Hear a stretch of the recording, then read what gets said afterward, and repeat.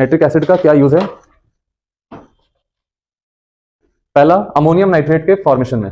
First लिखो, in formation of ammonium nitrate, in formation of ammonium nitrate, in formation of ammonium nitrate which is used as fertilizer, which is used as fertilizer, जो कि use होता है fertiliser में। बात समझ में आ रही है? which is used as fertilizer,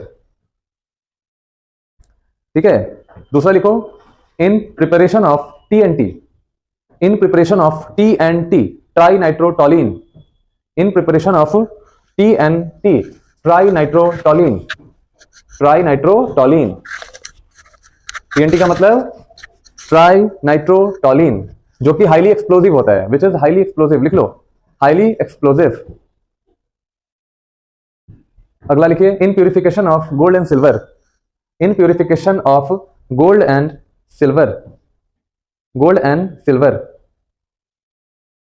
gold and silver, gold and silver also called noble metal, also called noble metal, ठीक है। देखिए, आपका गोल्ड, सिल्वर, प्लैटिनम, इन सबको क्या बोला जाता है? बोलो, हाईली, मतलब बहुत ही लेस रिएक्टिव एलिमेंट्स होते हैं, है ना, हाईली नोबल मेटल्स होते हैं, सही है ना। तो ये हाईली नोबल मेटल होता है, ये इजीली रिएक्ट नहीं करता है, इवन वाटर के साथ, डाइल्यूट एसिड के साथ, है ना, HNO3 के साथ, H2SO4 के साथ, इनका रिएक्शन नहीं होता है। तो ये हाईली अनरिएक्टिव एलिमेंट्स होते हैं और इसीलिए ये बहुत महंगे होते हैं, इनके ज्वेलरीज बनाया जाता है कि नहीं। तो यहाँ पे इनको अगर मान लीजिए हम चाहते हैं डिसॉल्व करना, ठीक है, तो उसके लिए प्रॉपर एक एसिड तैयार करना होगा, एक केमिकल तैयार करना होगा, है ना। और उस केमिकल को हम कहते हैं एक्वारिजिया। क्या बोलते हैं? एक्वारिजिया, ठीक है। और एक्वारिजिया में दो चीजों का कॉम्बिनेशन होता है, एक तो नाइट्रिक एसिड का होता है और दूसरा HCl का होता है। तो ये जो हमारा एक्वारिजिया है, इसमें जो दोनों का कॉम्बिनेशन होता है, जो दोनों का रेशियो होता है वॉल्यूम का, दैट इज 1:3। बात समझ में आ रही है? 1:3 का वॉल्यूम होता है, मतलब HNO3 1 पार्ट होगा और HCl कितना होगा? 3 पार्ट होगा। तो इन दोनों को जब मिलाइएगा, एक्वारिजिया नाम का एक केमिकल तैयार हो जाएगा। अब ये जो केमिकल है ना, एक्वारिजिया क्या करता है? एक्वारिजिया डिसॉल्व्स, क्या करेगा? ये नोबल मेटल को डिसॉल्व करेगा। बात समझ में आ रही है ना? ये नोबल मेटल को डिसॉल्व करता है। कैसे? तो देखिए, जब आप HNO3 को और HCl को साथ में लाइएगा, है ना, तो ये आपको सबसे पहले यहाँ पे NO देगा, वाटर देगा और 3Cl देगा। और ये इस Cl को हम नेसेंट क्लोरीन कहते हैं। क्या बोलते हैं? Nascent chlorine. बात समझ में आ रही है? मतलब इमीडिएट, तुरंत बनता है, नेसेंट क्लोरीन तुरंत बनता है। अगर आप इसका यूज नहीं करेंगे तो ये क्लोरीन गैस में चेंज हो जाएगा। बात समझ में आ रही है? तो यहाँ पे आपको NO मिल जाता है, ठीक है, साथ में वाटर मिल जाता है और 3 पार्ट आपका क्लोरीन का मिल जाता है। अब यहां देखिए, अब इसको क्या करते हैं हम? गोल्ड के साथ इसको रिएक्ट कराते हैं। तो ये देखो, हम लोग क्या कर रहे हैं? इस एक्वारिजिया में नोबल मेटल को डिसॉल्व कर रहे हैं ना। अब क्या होगा? इस एक्वारिजिया ने क्लोरीन रिलीज किया है, ये इमीडिएट क्या करेगा? 3 क्लोरीन मिलकर AuCl3 का फॉर्मेशन कर देगा। मतलब उस नोबल मेटल को कन्वर्ट कर देगा किसमें? AuCl3 में, ठीक है ना। अब देखिए, अगर एक्सेस ऑफ, मान लीजिए हम अगर यहाँ पे HCl एक्सेस ले रहे हैं, अगर हम यहाँ पे HCl एक्सेस ले रहे हैं, देखिए, तो ये हमें दे देगा HAuCl4। बात समझ में आ रही है ना? क्या मिल जाएगा? AuCl3 के साथ अगर एक्सेस हम HCl लेंगे तो हमें देगा HAuCl4, जिसको हम लोग क्या बोलते हैं? जिसको हम लोग बोलते हैं क्लोरोऑरिक एसिड। क्या बोला जाता है? क्लोरोऑरिक एसिड।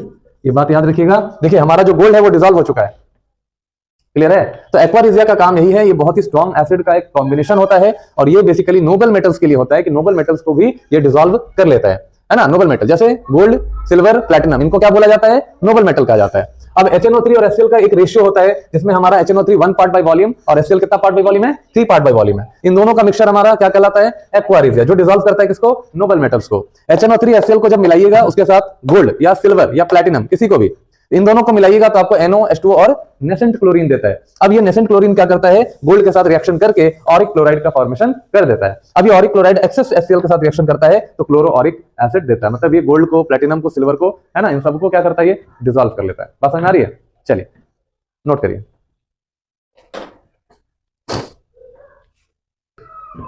ब्राउन रिंग टेस्ट में ये टेस्ट होता है नाइट्रेट के लिए, है ना। यहाँ पे ध्यान में रखेंगे, ये टेस्ट किसके लिए होता है?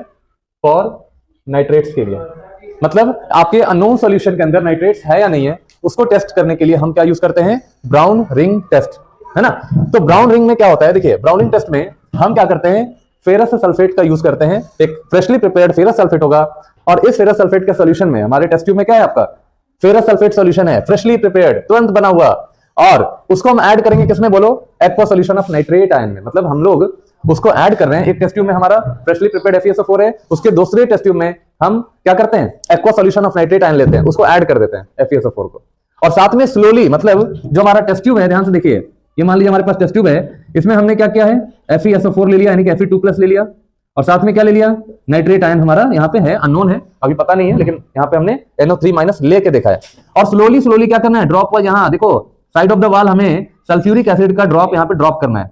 बात समझ आ रही है, इसके जंक्शन से, यहां से भी कर सकते हैं और यहां से भी आप कर सकते हैं, ठीक है। तो स्लोली स्लोली क्या करते हैं, आप यहाँ पे सल्फ्यूरिक एसिड का जो ड्रॉप है, आप इधर से ड्रॉप करना शुरू करते हैं।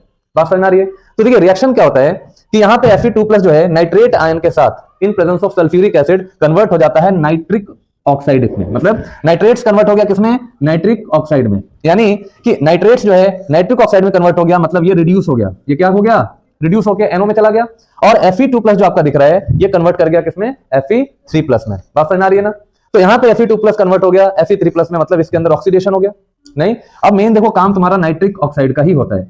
अब जो नाइट्रिक ऑक्साइड जो यहाँ पे आपको दिख रहा है ना, बेसिकली ये नेचर में आपका पैरामैग्नेटिक होता है। कैसा होता है, पैरामैग्नेटिक होता है, ठीक है। अब देखो नाइट्रिक ऑक्साइड क्या करता है, Fe2+ के सॉल्यूशन को, Fe2+ को ये एक कॉम्प्लेक्स का फॉर्मेशन करवाता है ना। जैसे ही नाइट्रिक ऑक्साइड क्या किया, Fe के साथ रिएक्शन किया वाटर के साथ, तो यहाँ पे एक कॉम्प्लेक्स ब्राउन कलर का एक रिंग का फॉर्मेशन होता है और ऊपर उठता है यहाँ से धीरे धीरे। बात समझ आ रही है ना। तो यहाँ पे ये जो सॉल्यूशन है, यहाँ पे जंक्शन है, वहां से ब्राउन कलर बनना शुरू हो जाता है, इसी को बोलते हैं ब्राउन रिंग टेस्ट। तो बेसिकली ये नाइट्रेट्स है ना, अगर नाइट्रेट नहीं होता सॉल्यूशन के अंदर तो फिर यहाँ पे आपका ये ब्राउन रिंग नहीं फॉर्म करता। तो नाइट्रेट आयन का टेस्ट हो गया, जब हम H2SO4 डालेंगे, एक्वा सॉल्यूशन ऑफ FeSO4, तो फिर यहाँ पे नाइट्रेट आयन जो है ये बेसिकली नाइट्रिक ऑक्साइड देगा, और मेन नाइट्रिक ऑक्साइड का जो काम है वो ब्राउन रिंग फॉर्म करने का ही काम होता है। बात समझ आ रही है ना। तो यहाँ पे देखो एक कॉम्प्लेक्स बना, वो ब्राउन कलर का कॉम्प्लेक्स होता है, दैट इज अ कॉम्प्लेक्स। ये वेरी वेरी इंपॉर्टेंट है, बहुत इंपॉर्टेंट है। क्लियर है, बात समझ आ रही है, बहुत ज्यादा इंपॉर्टेंट होता है। कॉम्प्लेक्स क्या बनता है याद है, FeS2 का होल 5 NO हो गया, उधर हो गया। चलिए देखिए फास्फोरस, देखिए फास्फोरस ध्यान से देखिए। फास्फोरस में हम लोग को सबसे पहला देखना है व्हाइट फास्फोरस। व्हाइट फास्फोरस, देखिए फास्फोरस में दो तरह का एलोट्रॉप होगा, एक हमारा अभी जो हम पढ़ेंगे अभी, एक हो गया हमारा व्हाइट फास्फोरस, जिसको आप येलो फास्फोरस भी कह सकते हैं, ठीक है, और एक होता है आपका रेड फास्फोरस, रेड फास्फोरस, और एक और पढ़ लेना black phosphorus, black phosphorus. 3 kind का फास्फोरस पढ़ना है। तो देखिए सबसे पहले बात करेंगे किसके ऊपर, व्हाइट फास्फोरस के ऊपर। तो देखिए सबसे पहले व्हाइट फास्फोरस का जो प्रॉपर्टीज है वो देखिए, प्रॉपर्टीज, ठीक है। सबसे पहला प्रॉपर्टी याद रखिएगा कि व्हाइट फास्फोरस जो है वो आपका ट्रांसलूसेंट नेचर का होता है। कैसा होता है, ट्रांसलूसेंट, ठीक है, एंड वैक्स की तरह होता है, वैक्सी सॉलिड। कैसा होगा, वैक्सी सॉलिड होगा। दूसरा, इसका स्मेल जो होता है ना, गार्लिक लाइक स्मेल होता है। गार्लिक समझते हैं, हाँ, ठीक है, उसके तरह इसका स्मेल होगा। तीसरा, हाईली पॉइजनस भी होता है, हाईली पॉइजनस भी होगा, काफी ज्यादा पॉइजनस होता है। टॉक्सिक, इसको बोल सकते हैं, हाईली पॉइजनस कहो या टॉक्सिक कहो। 4th नंबर में ये डार्क में ग्लो करता है। कहां पे ग्लो करता है, डार्क में ना ग्लो करता है, ठीक है, अंधेरे में भी ग्लो करेगा, डार्क में ग्लो करेगा ये। 5 नंबर पॉइंट्स में, पानी में देखो, पानी में क्या होगा, इनसॉल्युबल होगा, ध्यान रखिएगा, इनसॉल्युबल, इनसॉल्युबल इन कहां पे बोलो, वाटर, एंड सॉल्युबल होता है, and soluble in carbon disulphide and benzene, है ना, बेंजीन जो नॉन पोलर सॉल्वेंट्स होते हैं जनरली, उसमें क्या होगा, ये इनसॉल्युबल होगा। तो इनसॉल्युबल कहां पे, पानी में, और सॉल्युबल कहां पे होगा, CH2 एंड बेंजीन के अंदर, है ना। ये सब कुछ बातें हैं व्हाइट फास्फोरस की। 6 नंबर पॉइंट में, exist in discrete form, discrete form, किस फॉर्म में एग्जिस्ट करेगा, डिस्क्रीट फॉर्म में। देखिए फास्फोरस जो है ये इस फॉर्म में एग्जिस्ट करता है, this is in discrete form, अकेला अकेला P4 एग्जिस्ट करेगा, कोई पॉलीमरिक फॉर्म नहीं है, ये आपका डिस्क्रीट फॉर्म है जिसमें ये एग्जिस्ट करता है।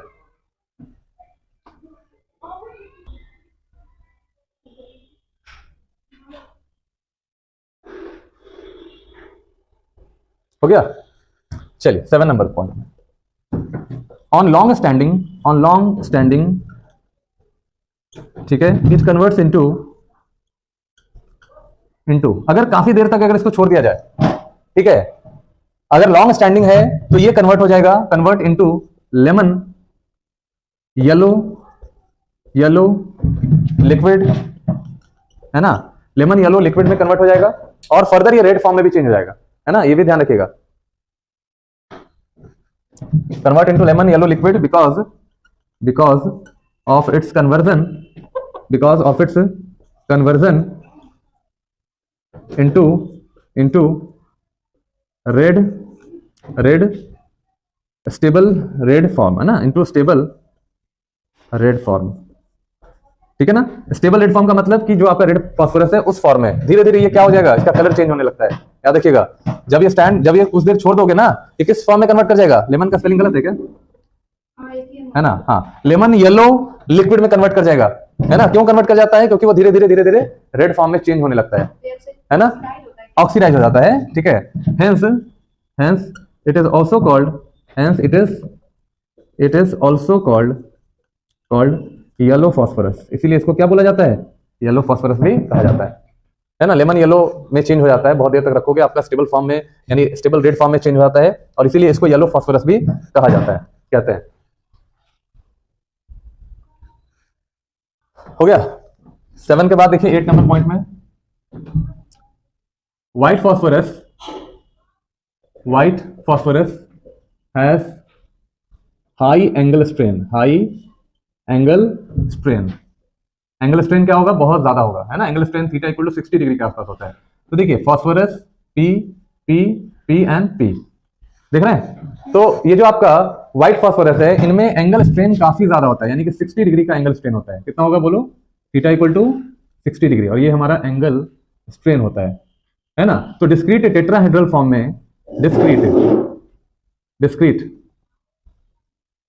टेट्राहेड्रल फॉर्म में ये एग्जिस्ट करता है, जहां पे एंगल स्ट्रेन थीटा कितना दिया हुआ है, 60 डिग्री। इसीलिए हाईली रिएक्टिव होता है, क्योंकि एंगल स्ट्रेन बहुत ज्यादा होता है, याद रखिए, है ना। काफी ज्यादा एंगल स्ट्रेन समझते हैं आप लोग, हाँ। स्ट्रेन का मतलब क्या होता है, स्ट्रेन का मतलब होता है काफी ज्यादा तनाव, ठीक है। तो चूंकि यहां देखो टेट्राहेड्रल में एंगल होना चाहिए था 109.5 डिग्री का, है ना। टेट्राहेड्रल का एंगल वही होगा, जैसे अमोनिया में 107 डिग्री का होता है, मीथेन में 109.5 डिग्री का होता है, वाटर में 104 डिग्री का होता है ना। तो ये सब स्टेबल मॉलिक्यूल्स हैं। तो अब यहाँ पे मात्र 60 डिग्री का एंगल फॉर्म कर रहा है, देख रहे हैं आप लोग। तो ये जो 60 डिग्री का एंगल फॉर्म कर रहा है, तो इसके वजह से ये चाहेगा कि हम 60 से चले जाएं कहां पे, 109 पे, 104 पे ये जाना चाहेगा। इसीलिए इसका एंगल स्ट्रेन जो है ये बहुत ज्यादा हो जाता है, क्योंकि एंगल यहाँ पे देखो, इसको डायहेड्रल एंगल कहते हैं, ये एंगल बहुत ही कम है, और कम होगा, ये चाहेगा कि एक्सपैंड करना, टूटना चाहेगा यहाँ से, इसलिए हाईली क्या होता है, रिएक्टिव होता है। बात समझ में आ रही है, हाईली रिएक्टिव होता है, नोट कर लीजिए।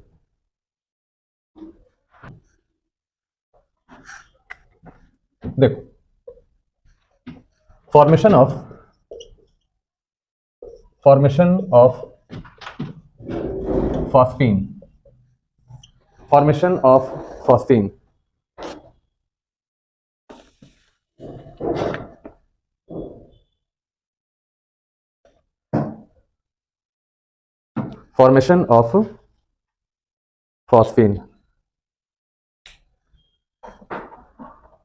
ठीक है। देखिए फॉस्फीन का भी फॉर्मेशन करेंगे, देखिए ध्यान से। फॉस्फीन पता है ना क्या होता है, बोलो, PH3। तो देखो इसके लिए हमें चाहिए व्हाइट फास्फोरस, क्या चाहिए बोलो, व्हाइट फास्फोरस। साथ में इसको डिसॉल्व करो सोडियम हाइड्रोक्साइड में। किसमें डिसॉल्व करना है, सोडियम हाइड्रोक्साइड में, ठीक है। क्या बनेगा, यहां फॉस्फीन का फॉर्मेशन हो जाएगा, साथ में NaH2PO2 बनेगा, सोडियम मेटाफॉस्फाइड,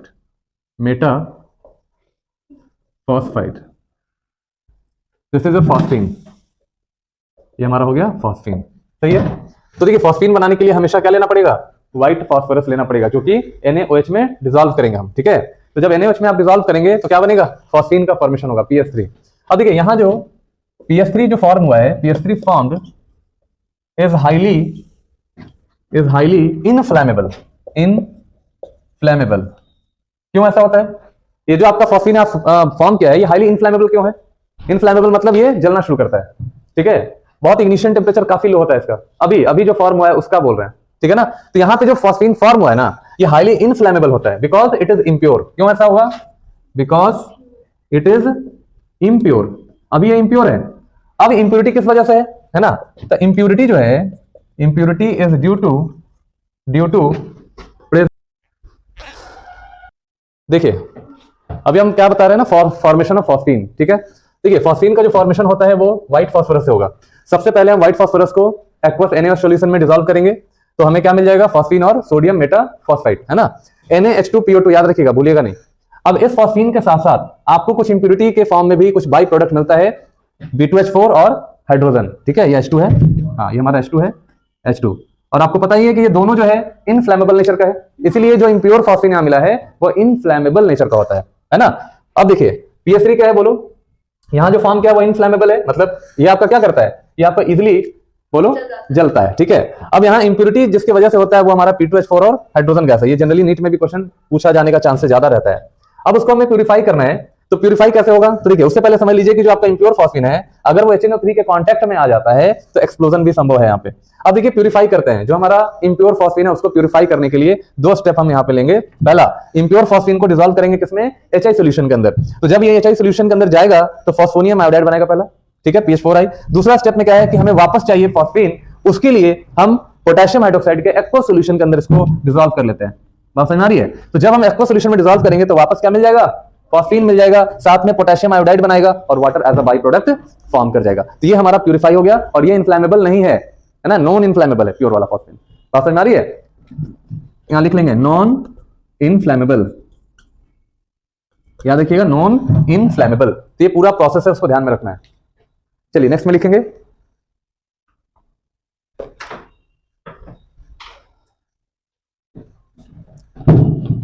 यहां मिटा दें। नेक्स्ट में लिखिए रेड फॉस्फोरस। नेक्स्ट में हमारा आएगा रेड फॉस्फोरस, रेड फॉस्फोरस। ठीक है, लिखो इसमें red phosphorus is obtained by heating, red phosphorus is obtained by heating white phosphorus at 573 Kelvin we get red phosphorus, but ये पॉलीमरिक फॉर्म में एग्जिस्ट करता है। याद रखिएगा यहाँ पे पॉलीमरिक फॉर्म में एग्जिस्ट करता है, ये है ना रेड फॉस्फोरस, जो कि किस फॉर्म में एग्जिस्ट करेगा, पॉलीमरिक फॉर्म में एग्जिस्ट करता है। लेकिन याद रखिएगा एक दिन में नहीं बनता है, कुछ समय लगता है इसको बनने में। जब आप इसको 573 केल्विन पे हीट करिएगा तो कुछ समय लगता है, कुछ दिन लगता है, सम डेज यहाँ लिख देते हैं, कुछ दिन लगेगा, तो जाकर यहाँ पे क्या बनेगा, रेड फॉस्फोरस का फॉर्मेशन हो जाएगा। तो व्हाइट फॉस्फोरस को हीट करिए 573 केल्विन पे, आपको मिल जाएगा क्या, रेड फॉस्फोरस, है ना, जो रेड फॉस्फोरस नेचर में कैसा है, रेड नेचर में कैसा है बोलो, प्रॉपर्टीज में बोलो कैसा है, पहला रेड, दूसरा बोलिए, दूसरा क्या होगा, नॉन टॉक्सिक नहीं है ज्यादा, ये पॉइजनस नहीं होता है। दूसरा नेक्स्ट बताइए क्या होगा, do not glow in dark, dark में ग्लो नहीं करता है। फोर्थ नंबर में ये डार्क में ग्लो नहीं करेगा। बात समझ आ रही है आप लोग को? दूसरा कि ये पानी में, देखिए पानी में और CS2 में दोनों में इनसॉल्युबल होता है, insoluble in water as well as CS2। White phosphorus किस में डिसॉल्व कर रहा था, CS2 में सॉल्युबल था, पानी में इनसॉल्युबल था, लेकिन ये दोनों में इनसॉल्युबल होगा, है ना। और 5 नंबर पॉइंट में याद रखिएगा कि एग्जिस्ट जो करेगा, एग्जिस्ट एज पॉलीमरिक फॉर्म, यहाँ पे पॉलीमरिक फॉर्म में ये एग्जिस्ट करता है, बोलेंगे नहीं इसको, पॉलीमरिक फॉर्म में एग्जिस्ट करता है।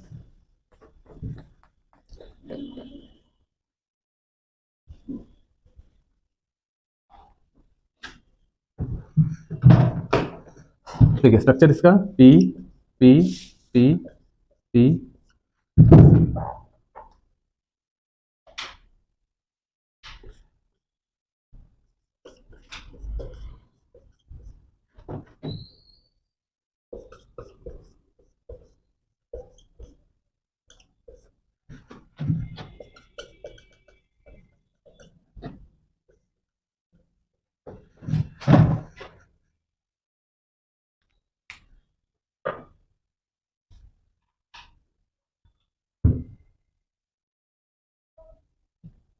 व्हाइट से लेस रिएक्टिव होता है, बोला नहीं है ना।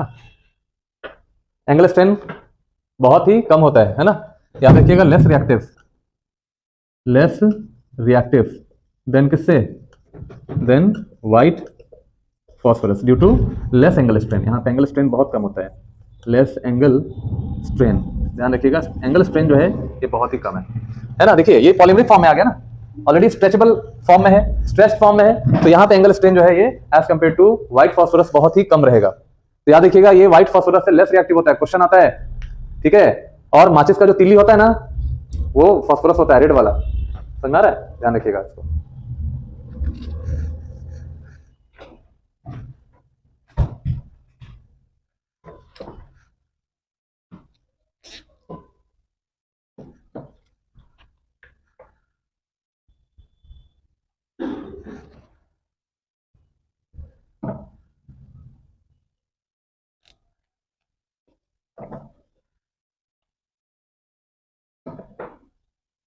हो गया, तुम अच्छा कर रहा है, इसको भी कर रहा है।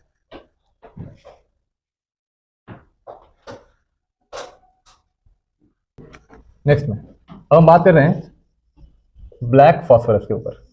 देखिए ब्लैक फॉस्फोरस में दो पार्ट होता है, पहला एक होता है हमारा अल्फा ब्लैक, जिसको बनाने का जो तरीका है, प्रेप देखिए, बनाने का जो तरीका है, हम फॉस्फोरस लेंगे, ये कौन सा, रेड फॉस्फोरस।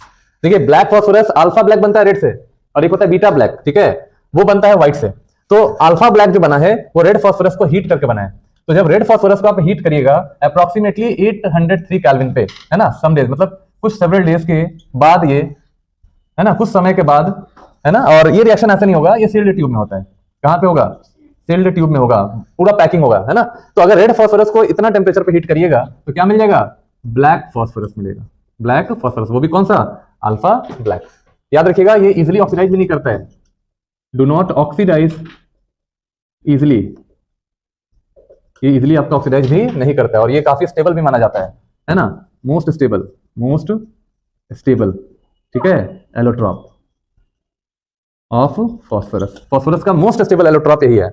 दूसरा देखिए, दूसरा अगर मान लीजिए व्हाइट फॉस्फोरस को अगर हम हीट कर दें, सेम कंडीशन हमारा, सेल ट्यूब, सेवरल डेज, और 473 केल्विन पे अगर इसको हीट कर दिया जाएगा तो यहाँ पे हमें मिल जाएगा क्या, बीटा ब्लैक। क्या मिल जाएगा बोलो, बीटा ब्लैक मिल जाएगा, ठीक है ना। और बीटा ब्लैक को यूज किया जाता है कैटलिस्ट के रूप में, है ना, यूज्ड एज कैटालिस्ट, ये हमारा कैटलिस्ट के रूप में यूज किया जाता है। तो दोनों का याद रखेंगे, अल्फा ब्लैक कब मिलेगा, बीटा ब्लैक कब मिलेगा।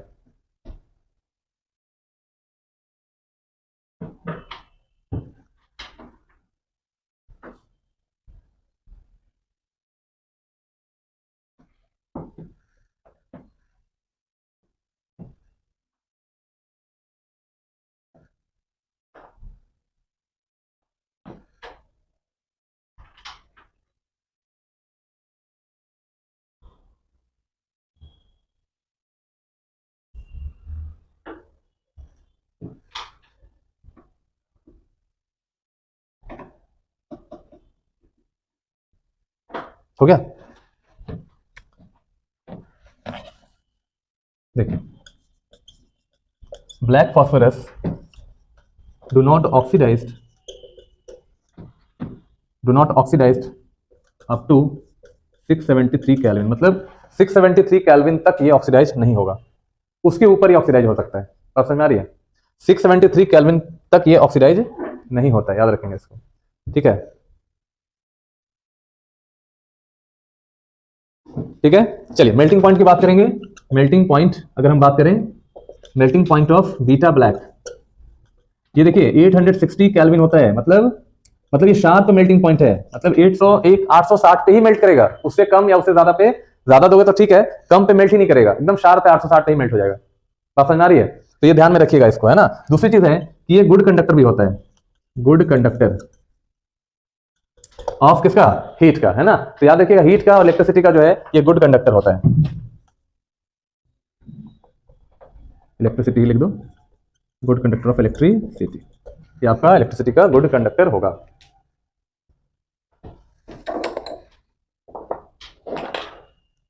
हो गया।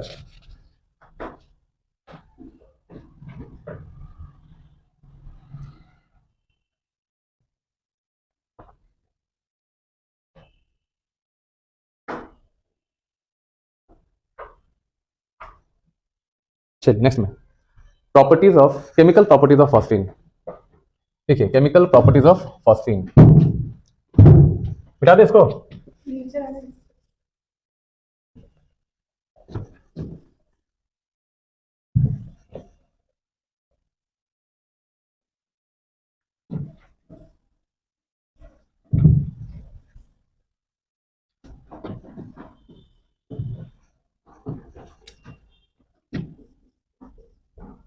Chemical properties of phosphine. चलिए फॉस्फीन का केमिकल प्रॉपर्टीज, पहला लिखिए, फर्स्ट में लिखो decomposition. Good conductor of electricity. हाँ, fairly good conductor of electricity होता है।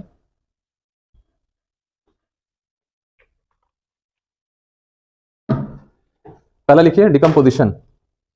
डिकम्पोजिशन देखिए, फॉस्फीन PS3 717 केल्विन पे, अप्रोक्सीमेटली 717 केल्विन पे ये डिकम्पोज करके आपको फॉस्फोरस देगा और हाइड्रोजन गैस दे देगा। बात समझ आ रही है ना? तो यहाँ पे ये फॉस्फोरस देगा, साथ में हाइड्रोजन गैस देगा। दूसरा जो प्रॉपर्टी है, पहला प्रॉपर्टी तो डिकम्पोजिशन का हो गया, दूसरा बेसिक नेचर ऑफ PS3 है ना। तो याद रखिएगा बेसिसिटी जो होगा, बेसिसिटी ऑफ फॉस्फीन PS3 का जो बेसिसिटी होगा ये बहुत ही कम होगा, ध्यान रखेंगे, बहुत ही कम होगा किससे? NH3 से। बेसिक नेचर बहुत ही कम होता है। दूसरी चीज है कि ये स्प्रेंगली सॉल्युबल होता है पानी में, स्प्रेंगली सॉल्युबल इन वाटर। पानी में स्प्रेंगली सॉल्युबल, स्प्रेंगली का मतलब है बहुत ही लीस्ट सॉल्युबल, ध्यान रखिएगा। स्प्रेंगली का मतलब क्या हो गया? Least soluble. भूलेंगे नहीं इसको, बहुत ही कम सॉल्युबल होता है, स्प्रेंगली सॉल्युबल होता है।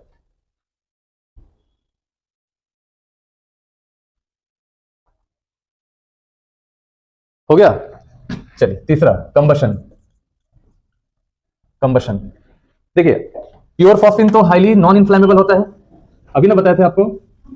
फॉस्फीन अगर प्योर फॉर्म में होगा तो नॉन इन्फ्लेमेबल होता है, लेकिन इम्प्योर फॉस्फीन, अगर हम इम्प्योर फॉस्फीन को, ये हमारा इम्प्योर फॉस्फीन है, उसको अगर हम बर्न करें, किसको?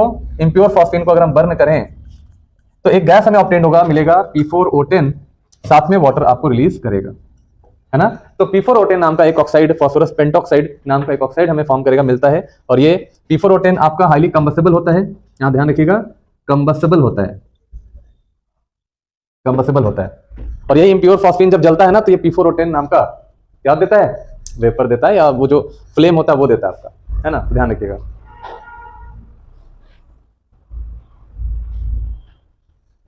चलिए हो गया। फोर्थ नंबर में PS3 प्लस Cl2 क्या मिलेगा? PCl3 plus HCl। फॉस्फीन को क्लोरीन के साथ रिएक्शन कराइए, क्या मिलेगा?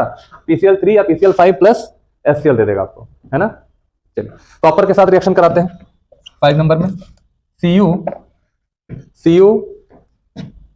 प्लस 2 चार्ज के फॉर्म में लेते हैं, सोल्यूशन के फॉर्म में ही। Cu प्लस 3 प्लस PS3 या Cu प्लस 2 प्लस PS3 क्या बनेगा?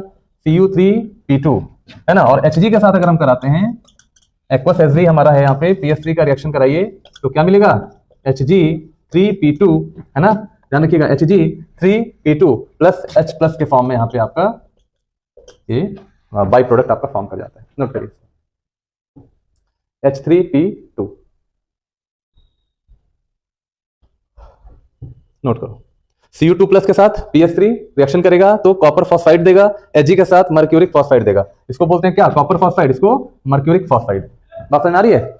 Copper phosphide and mercuric phosphide. ये 6 से 7 प्रॉपर्टी। देखिए phosphine is used as Holmes signal, Holmes signal, ठीक है ना। होम सिग्नल समझ में आ रहा है आपको? होम सिग्नल क्या होता है? देखिए होम सिग्नल जब कभी भी समुद्र में जहाज खो जाता है मतलब रडार का कांटेक्ट उससे छूट जाता है, यानी ब्रेक कर जाता है। सारे जहाज किससे जुड़े होते हैं? रडार से जुड़े होते हैं। कभी भी ऐसा होता है कि जहाज जो है अपने डायरेक्शन को मिस कर देता है ना, डायरेक्शन लेस हो जाता है, और उस पानी में पता ही नहीं चलता है कि नॉर्थ कहाँ है, साउथ कहाँ है, ईस्ट कहाँ है, वेस्ट